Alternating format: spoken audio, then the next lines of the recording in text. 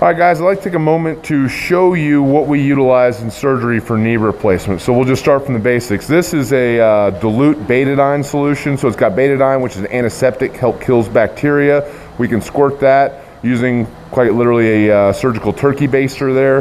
This is a clamp. We drill some holes in your patella and your kneecap. That's a guide you'll see us use. Surgical pair of bandage scissors, kind of more heavy duty to cut through some of the drapes. This is a special retractor I utilize in knee surgery. This is just Coban, which is like a surgical wrapping to help secure things. An extra set of gloves.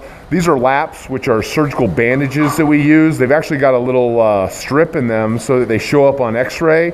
It's a really important thing not to leave something like this in surgery, so they show up on x-ray just for like real big cases, not knee and hip replacement, real big cases, so that you know they're not there.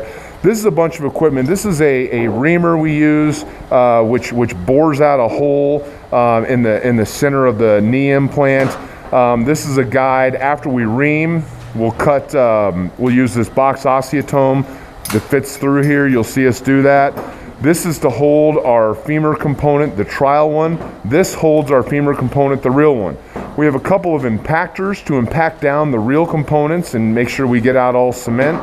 This is just another size patella that would fit on here. And this, when we get ready for the real patella, this is a smooth surface that squeezes down the smooth patella, the real patellar component, and fits on there like that. Call this a lamina spreader. Helps open up the joint so that I can see what's in there. So if it's a closed down space, we put it in and it opens it up for us. This is a screwdriver that comes with the set. This is a special device that helps lock in the plastic piece, the polyethylene. We have some local anesthetic, cocktail of medicine, a bunch of needle drivers and suture that we utilize during the surgery. And then this is the robotic tray. Most of it's missing because the robotic tray is already set up. An extra saw. I utilize this one on hips but not on knees, and a few other connectors to the drill itself. A few other sterile drapes that we didn't need in this. This is a rongeur, or it's basically like a grasper. It's got kind of a sharp edge. We don't utilize this one in hip replacement. There's a lot of retractors in here. Some of them we use for hip, some for knee. If they're in here, we don't plan on using them. This is the cement. The dry powder is already in here. It's already set up. This is the mixer top with the tube, so it sucks out all the air, and then the liquid will get poured in there. This is another mixture called tranexamic acid. It's something that helps promote blood clotting, so that we don't get any, so we minimize bleeding in the knee. This is the liquid that actually gets poured into the cement when we're ready. We have a little bit of vancomycin powder here that we pour in the knee to help prevent infection. So that's the first thing, all right? So a lot of the retractors we've already brought up here. These are surgical knives.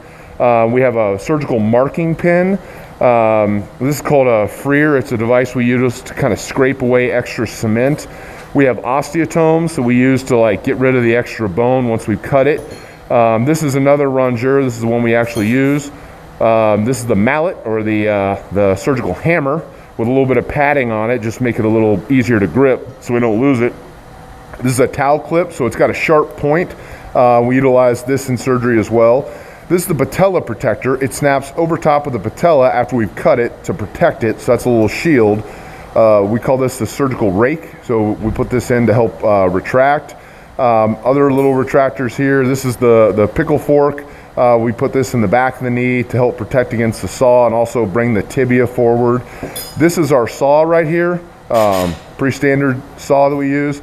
This is the drill. There's a lot of different adapters that go on, adapters here, and different pins that we use, so it's all interchangeable here.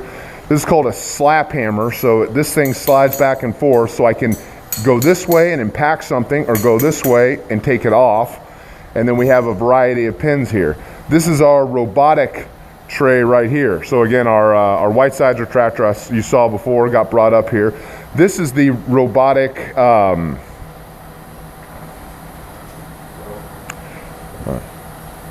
this is the robotic probe that you'll see me utilize. The tip of it is actually what we use. So that's what actually has to touch the bone, touch everything, and this is what it reads off of. And these blue dots are what the robot right here sees. That's the camera, that's the screen.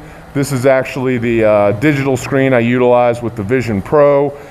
We've got ones that will go on the femur and on the tibia once we put our pins in. The pins have to go in through the skin.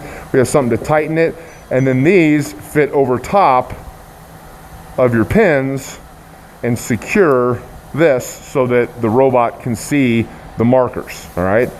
You'll see me utilize this later. This is actually to just deepen the holes we make, so we put on our cutting guide for the femur.